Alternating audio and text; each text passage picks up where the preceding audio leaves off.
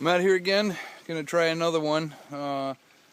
This time back in Pachaug, the Eastern State Forest in Connecticut. It's the largest of the state forests. I'm going to the Peg Mill shelter, and unfortunately I don't have a copying machine at my house, so what you're supposed to do is leave a copy of the permit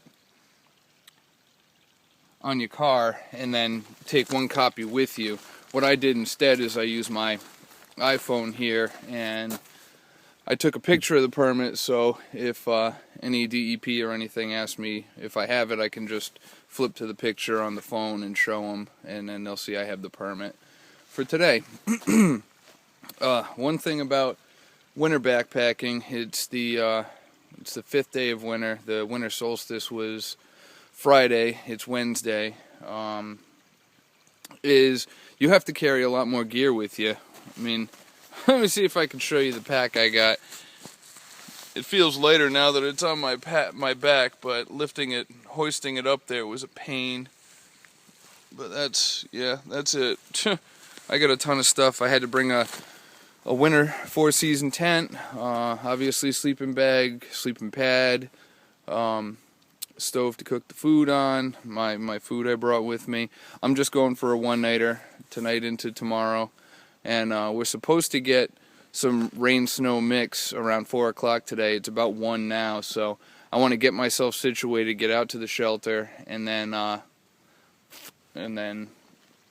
try to get all my wooden stuff in the shelter before it starts snowing and raining. We'll see how it goes. This coat's Gore-Tex. My pants here, if you can see those, they're waterproof. I brought a bunch of layers in my pack, so I'll just throw those on as need be. And I'm off right now. I'm at the Green Falls campground. That's where I parked at. Usually I just leave the car at the house and hike the 5 miles in to the shelter, but with the time constraints of the weather coming in, I just wanted to get a jump on it, so I parked a lot closer at the Green Falls area. I mean, from here to the shelter is, I don't know if it's quite a mile. It might be just over a mile, something like that. But I'm heading out.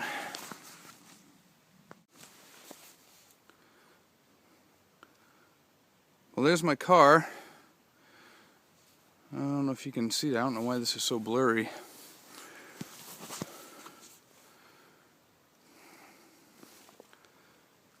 The campground's right there. I'm up at the top of a little hill here. The dirt road leading in's right down there. I came up from back here. Where that moss is, there's a path that goes down to the road. That's the way I'm heading.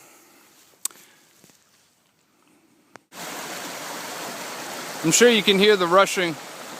I'm sure you can hear the rushing water on the camera here.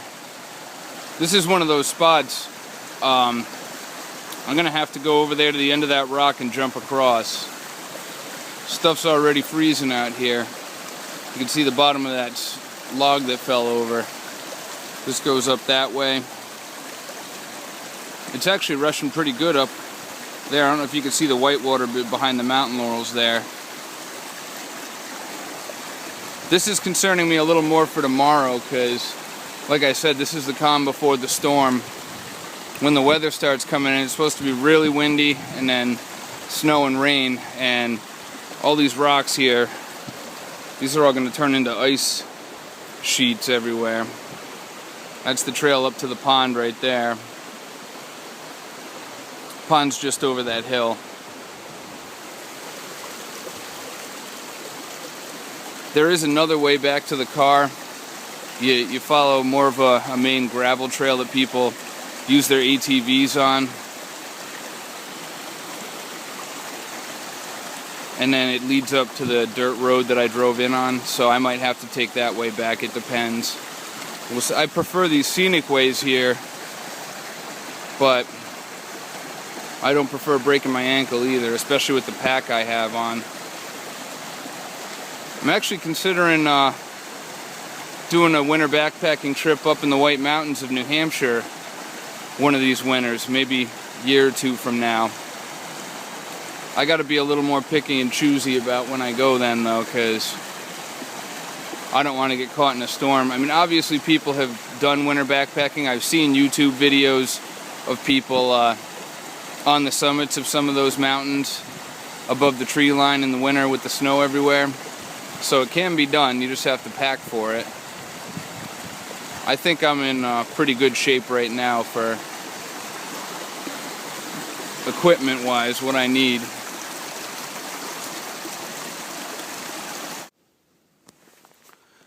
I just crossed the ATV trail that it runs north-south. I'm heading east, actually, down this side trail. This is the trail that the shelter's actually on. It's actually off a spur off of this trail that goes for about, I don't know, 50 yards or so, and then the shelter's tucked back in over there. It used to be in a different spot right here on the trail, and it started getting rotted out and stuff, and I guess when they decided to rebuild it, they pushed it further back off the trail. I don't know if it's for privacy reasons or what, but it looks really nice. It was awesome when they first put it there, because it had like, I want to say 8x8, 10x10 square pine beams they used inside to make a little like picnic table kind of thing. And of course some other hikers out here, backpackers, went and tossed it in the fireplace for firewood instead of just going around and gathering the wood that's all over the place out here. I mean, that'll be my next thing after I drop the pack over here, is to go out and start foraging for wood I can use. Shouldn't have any trouble finding it. I've already seen a few downed trees as I'm walking here. Hopefully I can get some of these mountain laurels, some oak, and even some pine. It doesn't look like there's any pines out here though. Pines are more back past where my car is. You can see this is all deciduous forest. There's no, besides the mountain laurels, there's no green out here. No evergreens. So we'll see what I can come up with. This was the original shelter. It was right up in here. You can see what's the old fire pit still there, just because it was too big to move. My water source at this site is right past that cedar tree. The land slopes down, right down there a little bit, and there's another brook running back there. That one never dries up. It's actually really good water. High mineral content though. You could see the color to it. But yeah, it's right down there past the blue marker on the tree. The trail right there makes the bend. Right after it makes the bend, that's where the thing is. You can probably hear it on the camera, the brook going. But, yep, the original fire pit. This right here. Actually, that's kind of funny. Those 3 pieces of wood right there were from me a few years ago. There was a bench right there, and I cut them up, didn't need them after the other wood that I got, and I left them under the bench to keep dry for anyone else that wanted to use it. I guess no one took me up on the offer. And this is the spur trail I'm talking about that goes behind where I'm standing right here is actually where the shelter used to be. You can see the dirt area where nothing's growing. But now the trail goes over here. They just made this in, and then only thing about the other trail down here, the other shelter I mean, is it's because it's so new, there's a lot of this undergrowth, this small stuff they cut down, and all the root stumps and everything from it are still over here. So you can set a tent up there, but you got to be careful. You have to have a floor saver or something, because you're going to poke holes through the bottom of it. I'm not in that situation because I'm able to just set my tent right up inside the shelter this time. I was going to set it out on the ground, but 2 reasons I'm not going to. 1, I forgot my floor saver, and 2, the weather that's coming in, I don't want to have to pack up a wet tent and figure out how to dry it off again in the winter, so this is it. But you can see what I mean. See all the stumps right there? They're all littered throughout this place. It was all the mountain laurels that they cut out. And this is the new fire pit, the shelter. on the left-hand side over here by the broom, that's where it used to be. That's where the little bench used to be. Looks like they got cardboard or something back there. There was a tarp in, oh, there it is. Yeah, I'm actually going to work something out with that tarp too. To try and keep the fire pit from getting rained on. So I can get all my stuff, I'll stash it in here, set myself up. I actually hung this rope up last time I was out here to use it for a clothesline for anything that got wet, because when I was walking out here last time, that's actually one of my other videos. You'll probably see it. If you've seen this one, or if you see this one, you'll just go to the same YouTube channel. It's another Pachaug video. But yeah, this is a nice shelter. So here's the water source. Like I said, right up there's that cedar tree, and there's this fallen over log, and it's right here. I mean, it's right around the way. It's real easy to fill up here too. You can just get one of these divots like this one.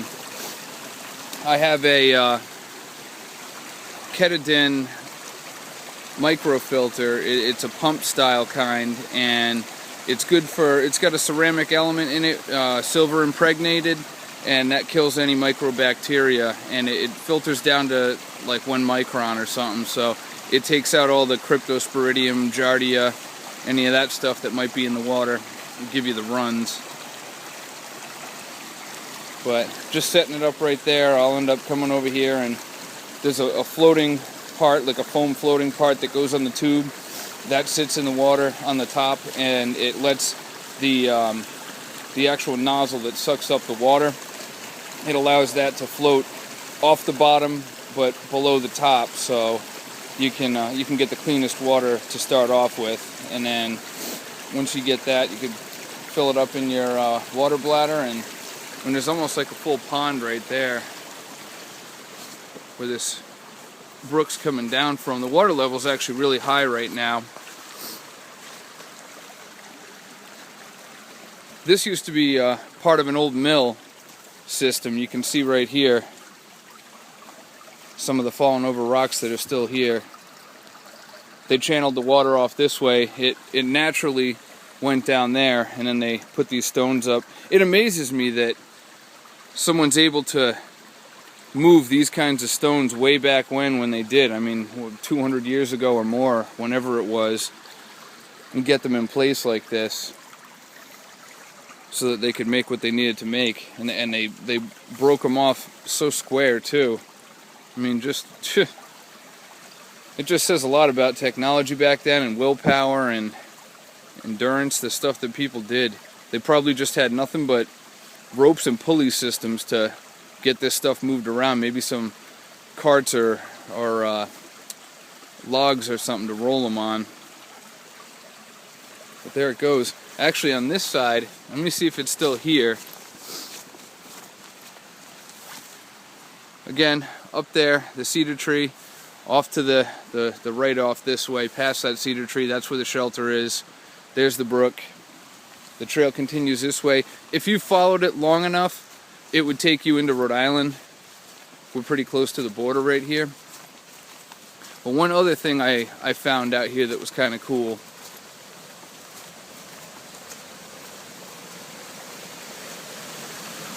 Here's the exit to that channel right there. You can see where the water just funnels around this rock. And somewhere in here, I'm not exactly sure where,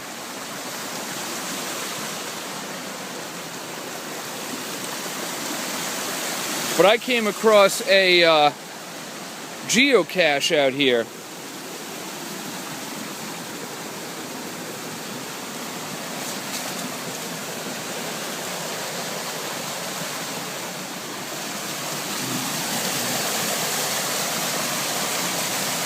There's a little waterfall from the mill, and then it goes right back down into the river again, or the brook, and then it goes off down the hill there.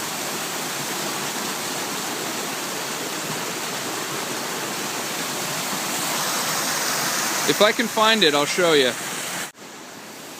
Sometimes I just can't help myself. I'm in awe at the fact that someone could have built this so long ago. There's part of a foundation for the old mill. Right there, there's the 90-degree corner.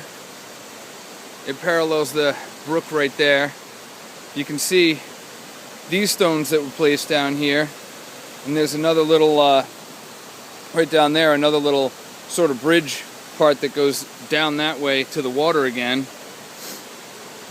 More pillars, stone pillars. There's actually one right behind me. I'll stand back so you can see it. Oop. Okay. Yeah, there's that one. More stones that were placed up in here. Just amazing. All the work it would have taken to make something like this. The manpower, the people. Here's more of it down here. And I found what I was talking about. There's the geocache right there. It's just an old, it's an old ammo box. Let's see if I can get it to open. Yeah, here we go. And check it out.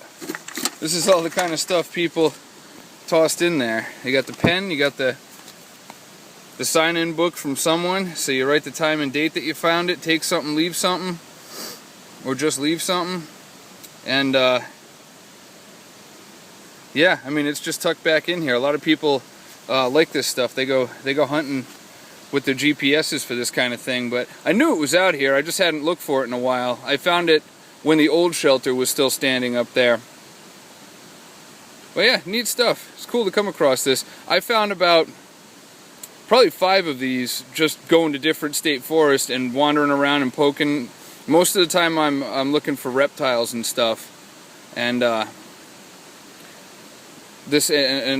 those occasions when I flip over rocks, that's when I find this kind of stuff. The first one I ever found was in a place called Weedamo Woods in Tiverton, Rhode Island. There's a big granite, I mean, it's not a mountain, but it's steep. It's probably about close to 100 feet straight up the side of the cliff.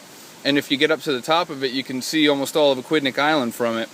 At the base of that granite cliff, there's one of these hidden out there too.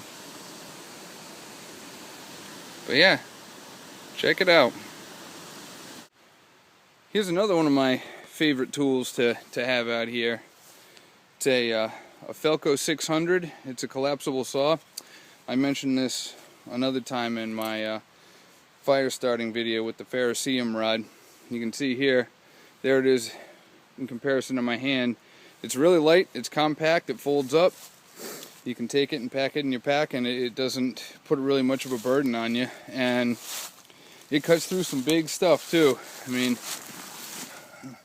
there's the wood I just cut with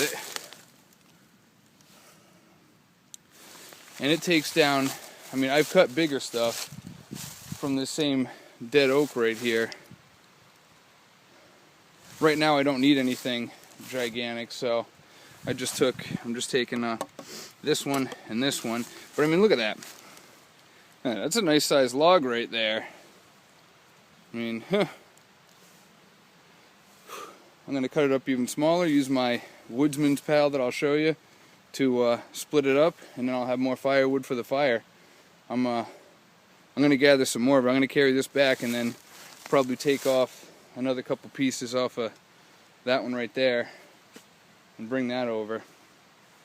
I just don't want to run out of wood at all, and if I have any left over, I can leave it for the next guy. They'll be sure to use it, I'm sure. So, but yeah, I mean, this saw it eats through this stuff. It doesn't even take that long. It took me a minute to get these 2 pieces cut. So if you guys are looking for something good to bring along backpacking, and you want to get bulk wood and not have to work too hard for it, right here, Felco 600. Plus it's Felco, and I mean, most of the landscaping companies, they use Felco, and they're made in Sweden. They're really, really nice stuff. I mean, these things just last and last. I had another one that unfortunately I let a buddy borrow it, and he snapped the blade on it. I've had 3 of them over the years. The first one just got too dull and I had to replace the blade. But that's the other thing I should mention with these. This I got on eBay for $26 free shipping, and if you buy just the blade, it's like $18. So I mean, you're almost better off buying the whole thing. But that's that. Oh, well, I'm thankful this time I brought the right tent. Last time I brought my other expedition tent. It was a Eureka K2. It's a 2.5 person tent. That tent weighs about almost 13 pounds. It was kind of heavy carrying it out here by myself, and I went the whole 5 miles with it. This one is another Eureka tent. It's the High Camp. It's a 2-person tent or 1.5 person tent, 4-season, just like the K2, and this one's a lot lighter. It's like 4 pounds less than the other tent. It wasn't that big of a deal getting this one out here. Both sets of tents have these shock corded aluminum poles. They on this one it's color coded. The orange one goes to the rainfly, and these gold ones, again shock corded. These gold ones go to the actual tent itself. I like this one a lot more. Because it's a little bit smaller, and I'm usually backpacking by myself, this tent holds heat in better. I'm sure if you used the K2 for what it's meant to be used for with 2 people, it would be fine, because then it would be 2 people putting out body heat, obviously. But if you're just flying solo, this is a great tent for that. They have a peak on the top of them that's bent into the aluminum, because it's got a I'm trying to think, a small footprint. That's what they call it. It's a small footprint, meaning that the actual floor of the tent is less ground space than the K2. That one spreads out over a lot of area. You can take this one, and if you're hiking up to above the tree line kind of areas, or areas where there's steep cliffs, the elevation gain is pretty high, you're much better off with this tent, just because you can fit it in a smaller area. Once you get, especially like up in the White Mountains of New Hampshire where I go, there's a lot of areas where there's almost no place to set your tent up, and you really have to pick and choose to find somewhere. That being said, with this smaller footprint on this tent, you're able to set it up on an area where you might not normally be able to set up another tent that was a lot wider or had a bigger floor. So even if you have multiple people, and those people are able to break the tent up among them and make it a lot lighter for everyone, you still might not have a place to set it up if you're up there. So you got to be really careful about that.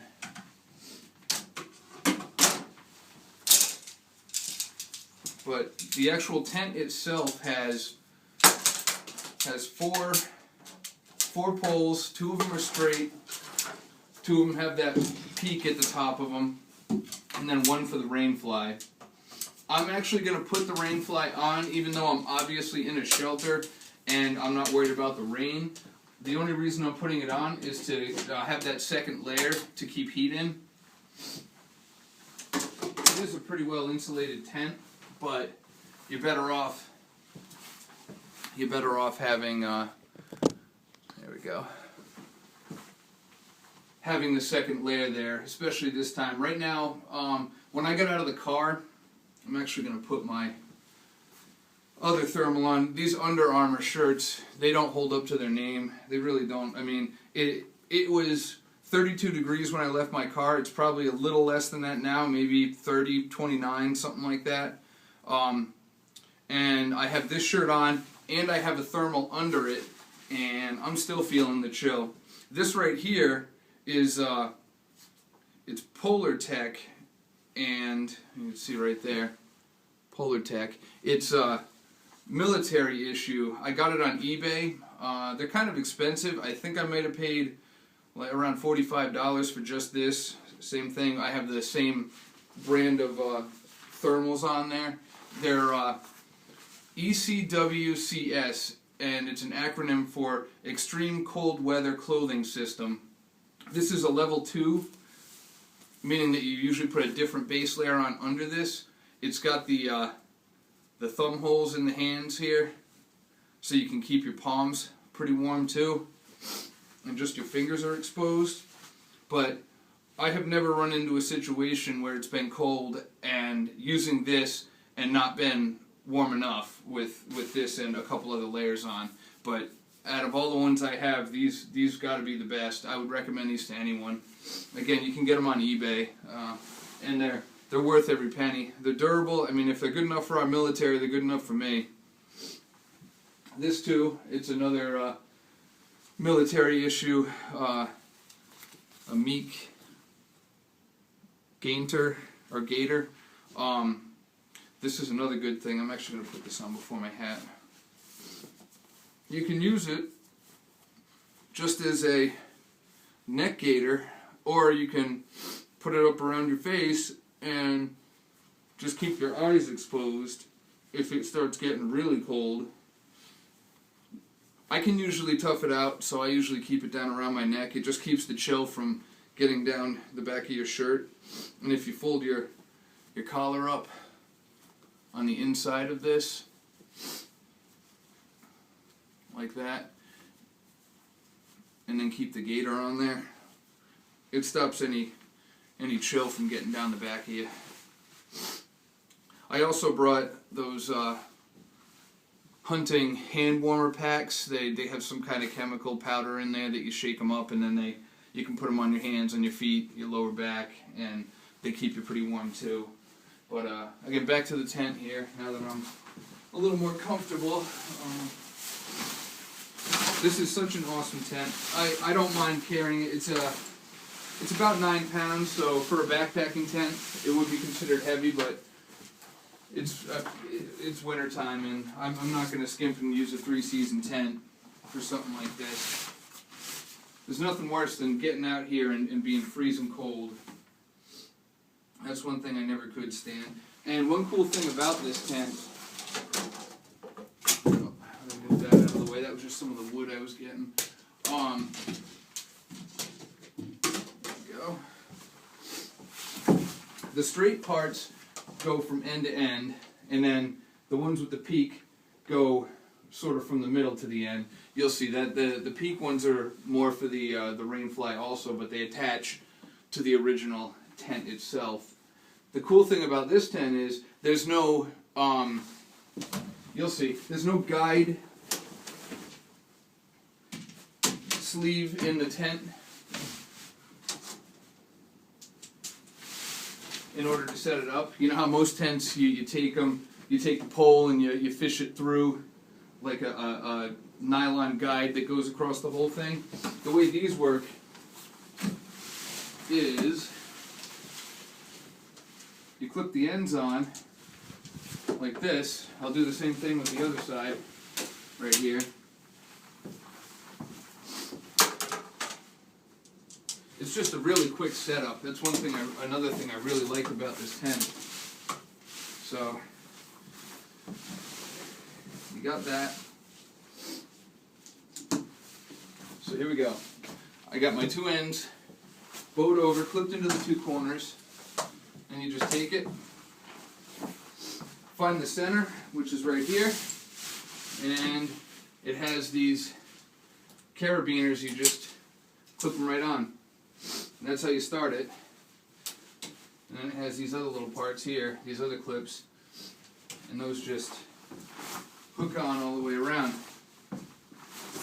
It makes it, I mean, you could be in bad weather and wind or anything else, and this just makes it so easy to set everything up. Now this, these, this,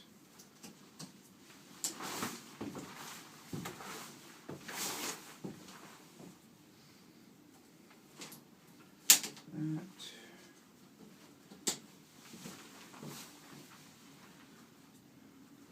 And you can see what I mean right here. It just clips right on. Same thing with this. Boom. And that's it. Look at that. I mean, and you can see as far as the footprint on the camera, this tent's a lot narrower than and it's long enough for you to stretch out and be comfortable. So my other part, cool thing about this is you take the rainfly ones. These are actually, like I said, they go on the original tent, but you cross them over here. There's one.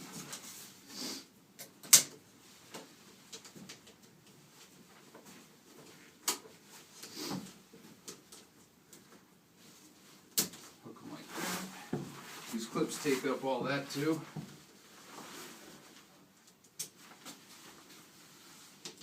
Looking at it now, I'm hoping this thing's gonna fit in here with the rain slide. I mean, it should. I don't need to put the vestibule up, but alright, that's one.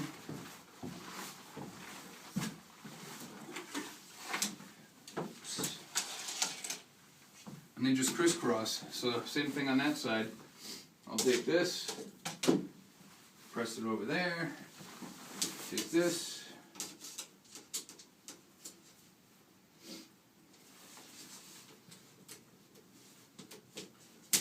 I mean, I can't say enough about this tent. It was actually hard to find when I went on the internet to look up different tents.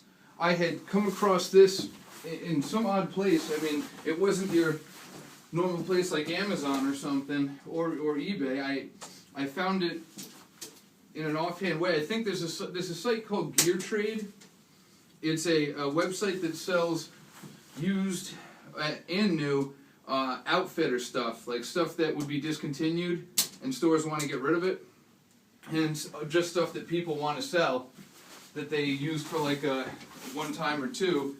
And they sell everything from shoes to coats to, I mean, you name it, they have it for outdoor stuff. And that site had one of these. I was pretty interested in it. It was hard to find reviews on it, and I went on the Eureka site. I found some stuff, and a lot of people had a lot of good stuff to say about it. But when it came time to shop, I couldn't find almost any place that had them. It wasn't even like that they were sold out.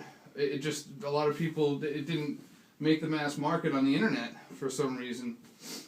But I obviously eventually came across one and got it. They're expensive, but for a 4-season tent, you're going to pay an arm and a leg anyway. This was probably, man, I want to say like $360, $370, something like that for this tent. It was worth every penny. I've had it for a few years now, and it still works like it's brand new. One of these clips here, not the kind that looks like a carabiner, but just the normal clips, the plastic cracked on it and it broke. I used super glue. It's one of the ones on the other side, and was able to push it back together, and it hasn't had a problem since. So, I mean, that is one thing that went with it. And let's see, the bigger vestibule is on this side. Yeah, so I have to put this on. I'm going to have to scoot the whole tent back that way to make this work. So that goes on there.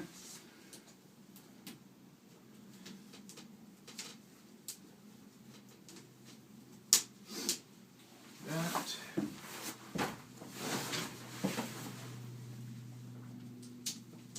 This.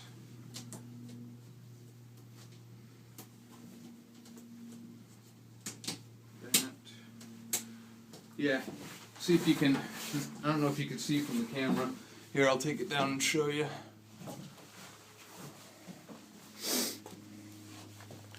Here's the side view of this. Let me move it back. It's got this one going across. It's got this one going across. The peaks, right there, and the vestibule sits over that, lays over this whole frame. I really like how the tent itself actually hangs down from the poles, because when you put the rain fly on, the two are never touching. There's always a 2-inch gap or so between the rain fly and the actual tent, and that way if any condensation builds up on the rain fly itself, it doesn't collect onto the tent and then go through the tent and into the tent. It just slides down and goes off. So yeah, let me show you right now when I slip this rain fly on here. Move that out of the way.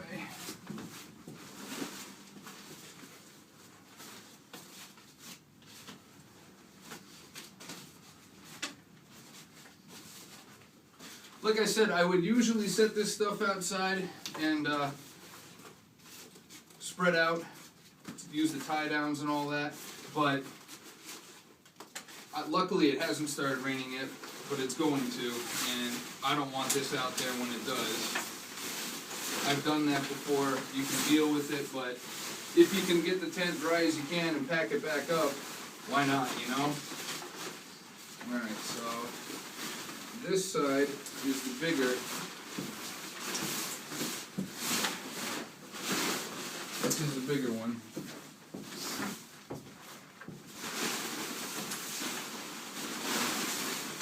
It's got these vents on it, you'll see in a minute too, right here, with the mesh, and you can open or close those as need be.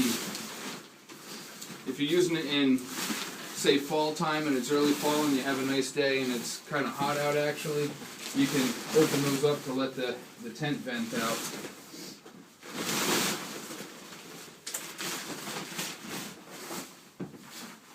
And here they are, there's two of them.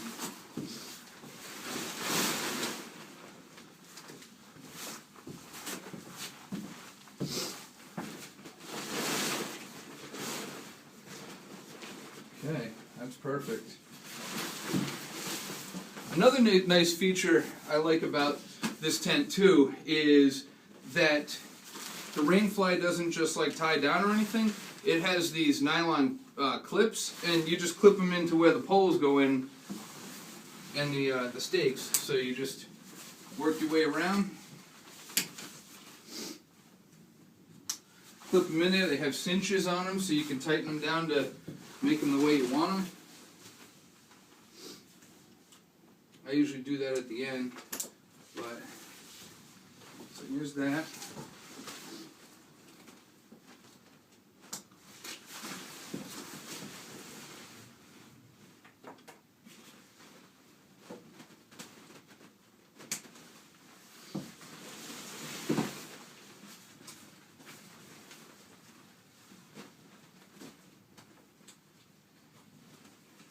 Now in here it's kind of tough to show you. Here we go. What the actual, this is a nice tent, see? You just move it where you want it. And because it's also, I didn't mention, you can tell obviously just by looking at it, it's what's called freestanding. You don't need to stake it down in order to set the tent up, which is another nice feature. So if you had to, you could just plop it down somewhere and you'd be fine. I have an Alps Mountaineering 3-season tent, and that 3-season tent, it is not a freestanding tent, and it has 2 poles. It's really light. It's like, I don't know, 4 pounds, if that. So, but where you save on weight, you lose on efficiency. I mean, because it's not freestanding, you have to look a little harder to find somewhere that you could stake it down to, especially up in the whites. But here, that's that. And it's on.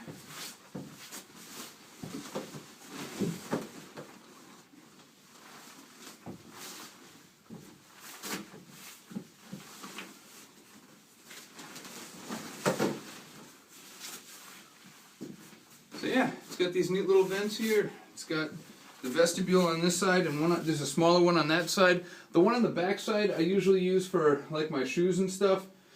I have a video on my YouTube channel. It's the Kinsman Ridge Trail and the Beaver Brook. I did a little of both of them. It was in the springtime around Easter. It was too early, I guess, when I got out there.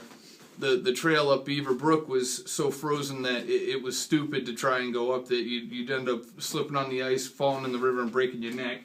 So I went back to the trailhead across the road to the Kinsman Ridge Trail, and I hiked that down and set this tent up down over there.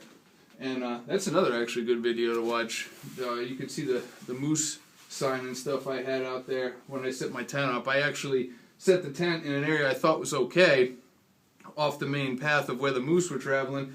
I woke up in the morning and there was a pile of moose scat right underneath where the tree right next to where my tent was set up. So I kind of got lucky there that I didn't run into any, because they'll chase you right up a tree. But yeah, there it is. I had to turn a light on so I could show you. I'm starting to race the clock as far as videotaping goes. You can see here, these are the vents up top. You unzip them, roll them back, and they cinch with these right here. There's 2 areas for storage up at the top. There's another one right there, and then a bunch of them, 3 on each side here, there, down there. And then you can even store in the door on that side. You unzip that little part like a pouch, put stuff in it, and then you can zip it back up again. It's roomy. You could fit 2 people comfortably and their gear. Even if you had to, like, there's my pack there, even if you had to put them outside in the vestibule. As far as sleeping arrangements, I use this. So you can see here, this thermarest pad.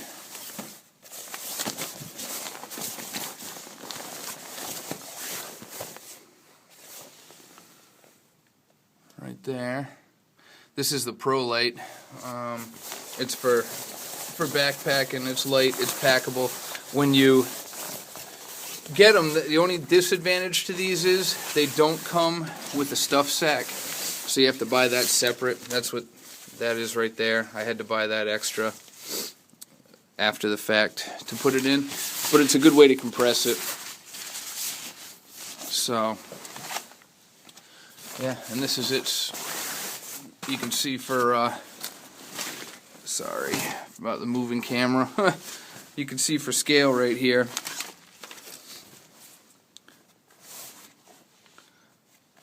There it is laid out. And there's my pack. So, I mean, if you, there's even foot room. If this was slid all the way to the end like that and I was sleeping, there's, I mean, another good foot and a half on this end before the door. So you could stick one pack down by your feet. And I got my, what is the backpack I have? Eastern Mountain Sports. It's rated to negative 15 degrees. It's in that bottom part of the pack. That's one of the heavier items that I have in here. Oh yeah, that's the inside of the tent. This thing's built like a bomb shelter. It's just so nice. Everything's stitched real well, and they just they thought it out real well when they were making this tent. Now I'm really racing the clock. It's about 4 o'clock now, and the sun sets here around 4:30 or so this time of year. Now I just wanted to show, I've already cut up most of the wood and turn it around, let you check it out. All that stuff in the pile here, I've already sliced through that, and that was all right there. All right. That was all with this Felco 600. I wanted to show you just how efficient it is.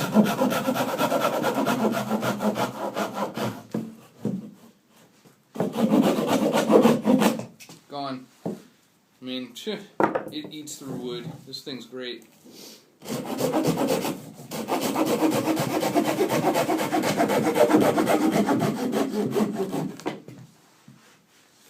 I'm just taking care here not to cut through any of the shelter at all. So I'm trying to hang the thing off the side a little bit, but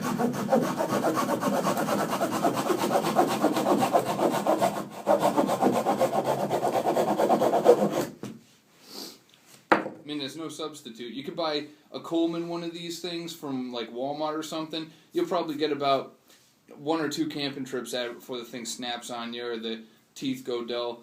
This thing is, I mean, almost as sharp as it was the day I bought it. Now, the thing about using one of these, it's not the, it's a little different than a lot of other saws. Like if you're thinking of a home saw, a home wood saw that you use by hand, most of those, the forward cut is what cuts it. With this one, it's the back cut, so when you're pulling it back towards you, that's when it's actually doing most of the cutting. The teeth are angled back, and it has this thumb rest on the top and the ergonomic grip here for your hand. So this little hook part actually catches your pinky, allows you to put your thumb right there to give you a better backstroke on it. So, I mean here, I don't know if, yeah, you can see that.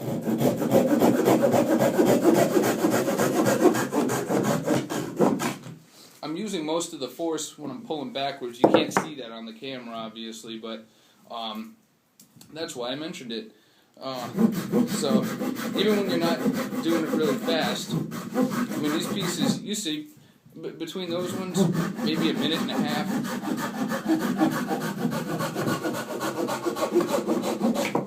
Another one cut. I'm using this stuff for kindling, actually. After I get done with the sawing part, I'm going to use this Pachaug seal here. It's just a fixed blade knife. It was powder coated. That wears off, you can see. Doesn't matter. This thing is a really nice knife. I had one of the, I still have it. I had one of these I bought when I was 18 years old from, I think it was a Dick's Sporting Goods, and that was back when they were made in Seki, Japan, and that one still holds an edge. I had to sharpen it a time or two since. All the powder coat's gone, and it looks like just the bare metal, but I still have it. It's on my day pack. I still use it all the time. This one, now they're made in Taiwan. This one is not. I found this one on eBay. It was one of the older stock. I don't know if you can see that on there. Yeah. Really small. See right there? Seki, Japan. The difference is between this one and the Taiwanese one. I accidentally bought a Taiwanese one, and I actually gave it to one of my buddies because he just wanted to try out a Pachaug seal. I mean, I told him beforehand, I'm like, you don't have to pay me for it. I think they're junk if they're not made, you know, in places that make quality items. That's why I buy all my stuff that's made in Sweden. Even some of the Eureka line was originally made in Canada. Most stuff's made in China nowadays. I don't like Chinese crap. It just breaks. This is made in Sweden right here. I mean, this stuff just lasts forever. I'd rather pay a little more, save up a little more, and not, you know, have something for a little while than going to getting a Coleman folding saw, you know. Same thing with the knife, the Seki steel here. This stuff just holds an edge great, and it does what you want it to do over and over again. So I have 2 of these now. This is the newer one of the 2. I may get lucky and find another one made in Seki from eBay again, but I doubt it. This one was brand new in the box. It was old stock, so I lucked out there. I've had this one about 3 years now, I think. And this one I'm going to use, I've showed it in other videos, to and a hammer block to split these kindling pieces into little timbers. So, but first I'm going to finish sawing that up. That's enough of that. I'll turn this off. You got the gist of how that thing works. So, again, Felco 600. I thought I was going to be able to leave my pack in there, but I forgot I had the water bladder on it. You can obviously tell it's getting darker now. I got the Yuko candle lantern out. That's on, and you can see when it's a little darker, you'll see actually how light it really is. This right here is a Princeton Tech headlamp, and it's completely waterproof. It's got seals in it. It takes 3 AAA batteries. What I do, so I don't have to keep buying batteries, I buy those rechargeable NiCads that you can get the little charging stations for that holds 4 batteries, and I just keep recharging them and using them. I must have saved dozens of dollars in batteries by using that. You can see over here, maybe you can see over here, there's the wood that I already cut up. I only have one piece left to cut. It's right here. This big old log. I'm just going to split it right down the middle. I already put a mark where I want it. Want it to get cut right there. So I'll finish cutting that, put it with the other ones, and then after I make my food, I'm gonna end up splitting them up. So you can see my Woodsman pal, which is on the wall up there. If you could see that in the frame. Right there. Now, I have 2 backpacking stoves. The other one that I have is the one I prefer, but this is the one I have because the other one's, it's a BioLite stove. If you look it up online, it's real easy. It's biolite.com, and it's spelled L-I-T-E. Now that stove, it runs on wood, so the fuel for my stove would be right there in that pile right there. All I'd have to do is take that, cut it up small, throw it in the stove, and then and get it to light, and then I'm good to go. So you have an infinite supply of fuel for your food when you need to cook it. The nice thing besides that about the BioLite is it has a USB charging port on the side of it. Now, I actually happen to have gotten a defective one. I was looking through, dozens and dozens of reviews before I bought it, and there was one other person that said they had the same situation happen. Theirs was defective, and no matter how big of a flame they got inside of it, the charging port would never turn on. What happens is the light goes green, then you can charge accessories in the USB port. I use it to charge this iPhone so that I can take extended videos when I go on longer trips. Now, this is a conventional stove right here. It's a Brunton Optimus Nova stove. This stove right here is awesome. It's a $150 stove. I got it years ago, maybe like 10 years ago. They still make it. There's a couple little modifications. I think the handle over here is this handle down here. Can you see that? Yeah, that's actually green, I think. There's a couple other green accents on it, but it's essentially the same exact stove. Now, this stove, one thing I used to do with it is try to get a match in the bottom of it so that I could get it ignited. And this buddy of mine who lives up in New Hampshire ended up showing me another cool way. This is another cool thing that you guys should get out and buy if you can. They're about $15-20. It's Light My Fire fire steel. This is actually a metal called ferrocerium, and you can buy just the ferrocerium blanks without the handle on it on eBay for, I'm not sure the prices, but they're a lot fatter than that. But this is the one, it's called Swedish Fire Steel. And you can take this, which I'm going to do in a minute, and run the striker along the side of it into the stove here, and that ignites the gas, and it's lit. What I used to do, like I said, is take matches and try and stick them underneath there to get the fuel lit, and it was a pain if it was windy or anything else. So when he told me that, I tried it, and it is the best trick I've ever used for lighting this stove.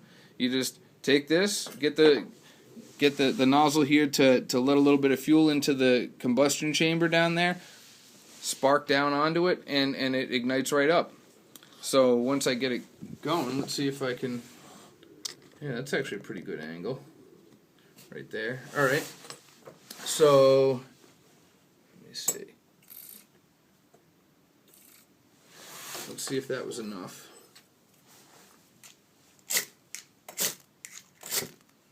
I think I need more. It's hard to see in the hole there.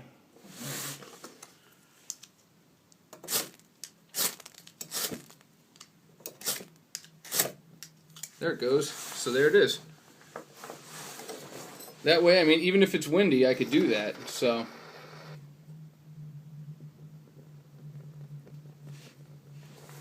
And once this thing gets cranking here, I gotta let the fuel go down a little bit because it is a little windy. I wish I had a windbreak. I usually use my Mountain House meal as a windbreak, actually. In my body, but stand that up. They sell these aluminum windshields for these things.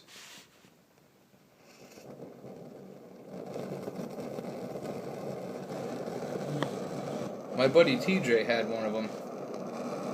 When we went up Mount Washington hiking, it stands about that high and it wraps most of the way around this thing.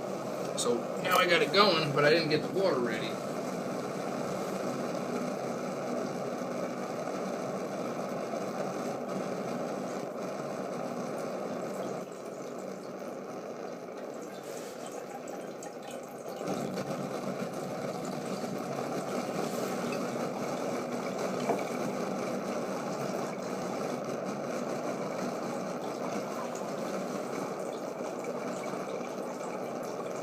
That's that thing cranking away. My cook set for this stove is actually different than my cook set for my BioLite stove. The other thing about the BioLite stove is you need to have, there we go, you need to have a wider pot because, see this one, I can just take this and put it on. The way the sides of it flip open here, these little arms flip out, it closes up so it becomes compact into a little cylinder, and I'm actually going to put the top on it to make it boil quicker, save fuel. There we go. But if you can see the label there, this is an Optimus also. This is called the Terra Solo set. This one is just it's a pot and this pan, I guess. I use the pot for making tea out of, and I use the pan obviously for boiling water. On the inside of the pan, there's measuring slots that tell you up to 16 ounces, and obviously 16 ounces is 2 cups. These Mountain House meals here take 2 cups of water, so I fill it up to the 16-ounce line, I boil it, dump it in, and it's just right on. With the BioLite one, I had to buy a different kind of, it's just a pot. Same thing, the sides fold out and you can hold it, but it's got a wider base because the mouth of the BioLite stove is wider, and this won't sit on it, it'll fall in it. And believe it or not, even though that one's got a bigger base, it actually weighs, I think, somewhere between 8 and 11 ounces less than this whole setup with the stove, the fuel full filled, and the case here. So I do prefer to take that one. Plus I can charge my phone so I can take more video. I'm trying to take what I can now because when the battery dies on this, it dies. I have nothing to charge it with. And with that, all I need is wood, and I could keep charging this and keep taking video as long as I want to. But yeah, this does its job as a stove. The other one boils in about, the BioLite boils in about 2 minutes, 2.5 minutes, if that. This one boils pretty quick also. I mean, I already got some bubbles building up in there.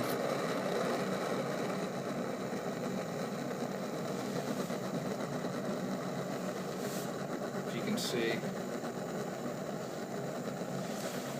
There's the flame. Yeah, but this is another nice little setup.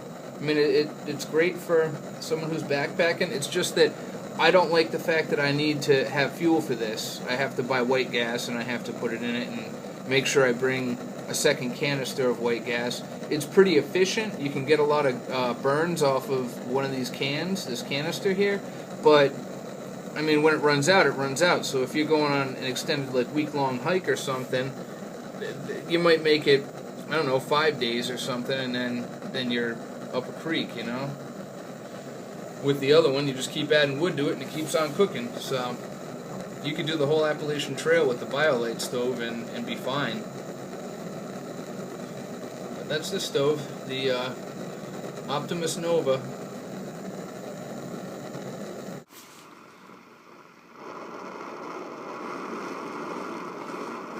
Well, that's it. I got the stove going, or done. My Mountain House food here is going to be setting for about 10 minutes or so, and then dinner will be served. I had my aunt ask me 2 days ago, Christmas Eve, we had a party. She asked me about these things because I ended up getting them for a Christmas present. And so can those things really taste that good? I mean, they're just, you know, they're freeze dried. They come in a bag. These things taste as good as making the real thing. I mean, fresh out of the kitchen. If you took this and took all the ingredients and made the pasta, this is actually chicken a la king. The chicken, the sauce, the vegetables, everything that's in it. When you freeze dry any kind of food, it gets, I think it keeps something like 95% of the nutrients that it had before it was freeze dried. When you dehydrate, you get about 80%.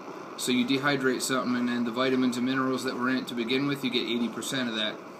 With these, you get about 95%, and they taste so good. And any kind of the chicken products are my favorite. They have, I mean, chicken and noodles, chicken and rice, chicken a la king, and there's a ton. They have mac and cheese, they have lasagna, and all of it will taste just like it does if you made it yourself. Actually, I mean, depending on how good you cook, it might even taste better. But yeah, I mean, this stove takes a lot longer. It was probably more like 5 or 6 minutes to get a boil on that water. That was 2 cups of water. But it's done. This thing's gonna burn down now. I'm gonna flip this over. The nice thing about these Nova stoves here, the way you turn it off to decompress the canister here, you just take it and flip it over to the other way. It has a label on the side that says on and off right around the nozzle here. And if you put it to the on side, that's when you're cooking. You flip it over to the off side, and then it lets the air out, and the fuel settles in the bottom, and it doesn't go up the tube into the combustion chamber. So it's a kind of ingenious way to do it. And here's my little Yuko lantern. It's making more than enough light. I'm just using the headlamp so that you guys can see on the video the stuff around me. I can see fine by this light. When I have it hanging up in the shelter, it lights up a good portion of the shelter too. So, I mean, all these little things they're great little things to have. All my buddies at work, like they like camping and stuff. They like the outdoors. They like hunting, but most of them are such wusses when it comes to coming out in the cold weather. Like, oh, I can't do that. It's too cold. I love this. I think this is great. Even right now, if I see if I can show you. If you can see that out there, there's snow on the ground right now from Christmas Day. It snowed Christmas morning. Most of it melted, but it's below freezing right now. And if you plan for it, if you wear the right gear, you're fine. I mean, I got 3 layers on right now. I don't even have my coat on, and I'm fine. My hands don't have gloves on. I'll probably put them on later, but I mean, I'm golden. The way these things go, it's just having the right equipment for the weather. The tent's the right thing, my sleeping bag, my pad to get me off the ground, because even this wood is really cold from the shelter. It's probably as cold as the ambient air temperature, so just having that little bit of foam from the thermarest keeping you off is enough to keep your body insulated and keep you warm. I have a dual fold thermals as a base layer. Over that I have my my Under Armour shirt, and over that I have this extreme cold weather clothing system shirt and thermal pants. They look just like this shirt. They're identical to it, but they're obviously pants. And if you can, let's see if you can see this. See, they have little squares almost. Sorry about that. My phone ran out of disk space for a second. I had to delete an app off of there. Like I was saying, the cold weather gear here has these little squares. I don't know. I think it's polyester or something, but the spaces in between those squares are what holds your body heat. So having all the different base layers in combination with that, it leaves little channels of heat for to keep you warm, obviously. And along with the way they're engineered, I mean, like that, they're Polar Tech, and keeping everything up to my fingers covered. My palms are nice and warm right now with these. So it's all about having the gear. You can have a great time out in the winter doing backpacking if you plan for it. You just have to, I mean, yes, you're going to have to carry heavier gear. You're going to have to pack more stuff in your pack, but when all's said and done, you can have just as good of a time and not be uncomfortable.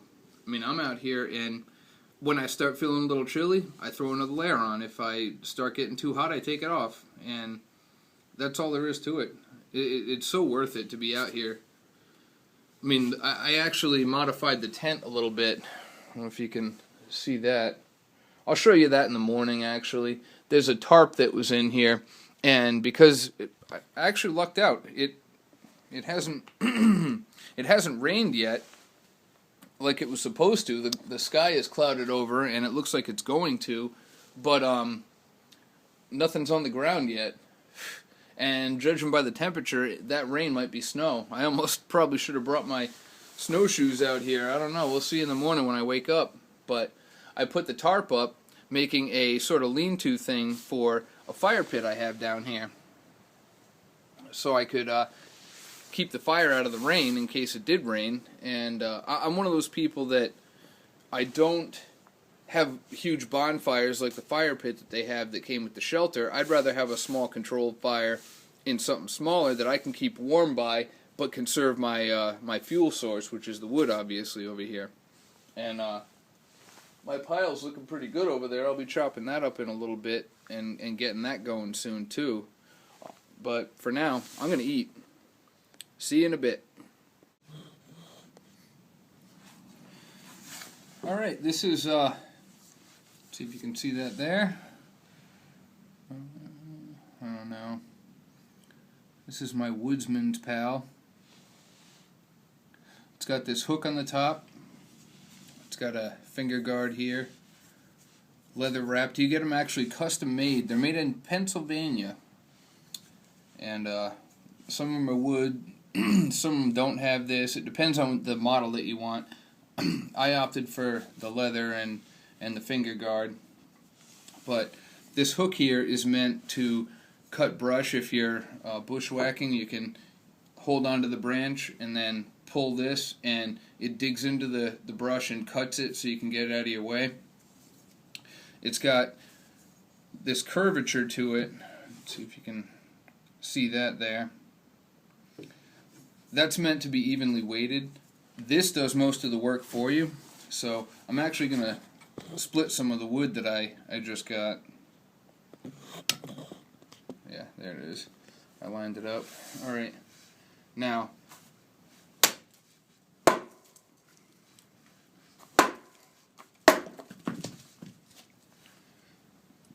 this is just stuff I cut with that Felco saw again, so make the smaller chunks out of it. I can stack them up. I have my food over there. It's ready to go probably, but I am getting a little chilly, so I think I'd rather have a fire going before I eat. So I'm just going to lop up these logs.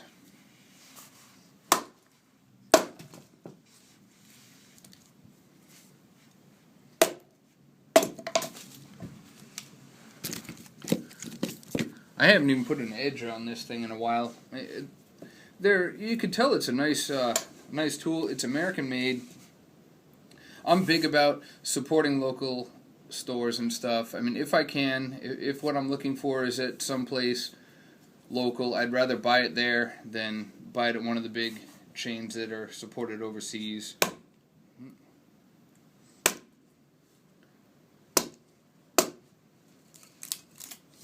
Obviously, I do shop at Stop and Shop. I do shop at Walmart.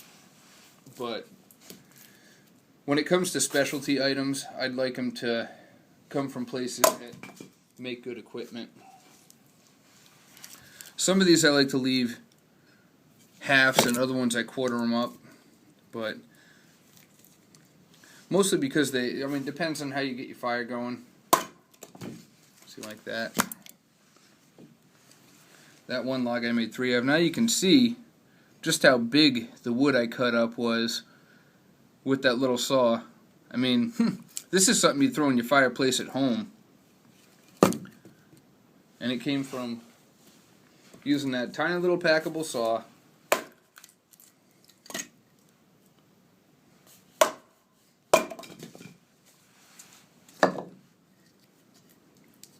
Yeah, I'll leave those like that. I have some smaller stuff that I can split up into small logs. I'll show you the pile after I'm done cutting it all on what I made just from, it was probably maybe 40 minutes, a total of 40 minutes from gathering and sawing up, and now this cutting part. Well, I guess throwing the cutting part in maybe about 50 minutes, but if you see the amount of wood that I got in that time, you'll probably be amazed. So, I'll turn it back on in a minute when, well, a minute for you. It'll be a little longer for me, but a minute for you when I'm done hacking up everything. Well, there it is. Like I said, this is what I got in about 40-50 minutes. It's all about preparation. I haven't even started the fire yet, but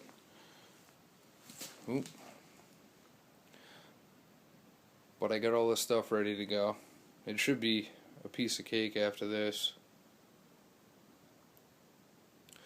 I got my twigs there to get it started. All the odd pieces I couldn't stack up, I'll throw them in first. The smaller kindling, other kindling to get it started, medium stuff, bigger stuff, and then kind of big stuff. So, check that out. Look how high that is. Like I said, 50 minutes worth of work, and all I used was the Woodsman's Pal to split it, that Felco 600 to saw it up, and my knife to get the small stuff even smaller. And the odd pieces, you could split it with the knife. Just as easily as the axe, or the Woodsman Pal over there. Just as easy with that, but there it is. And that should get me going all night long. I have no trouble with that. I'll be able to start lighting everything up and keep it going as long as I want until I go to bed. And that's not bad. That's another reason why I use the smaller fire pits. Now, you can probably see this. I changed the batteries in my headlamp. These are rechargeable ones. Someone left a tarp here, so I made a lean-to. I said that earlier, but now I can show you it. I used that stick. It's just an oak piece or something. I cut it down to the right size, cut it at an angle so it would go with the pitch of the lean-to there, and it wouldn't poke any holes in it. So that's got it pushed out. The fire pit's way down there. For how cold it is out here, and how high it is from the fire pit to the top of the tarp, I should have no problems. I'm going to be careful. Make sure I don't get anything too big in there. That's actually here. I'll show you for scale. That's how big the fire pit is. Like I said, I prefer small fires. They keep you just as warm, but you're not wasting all your resources. Those people that get the bonfires going, and they could throw all this in 5 minutes, it's gone. I'd rather have something small and sustainable.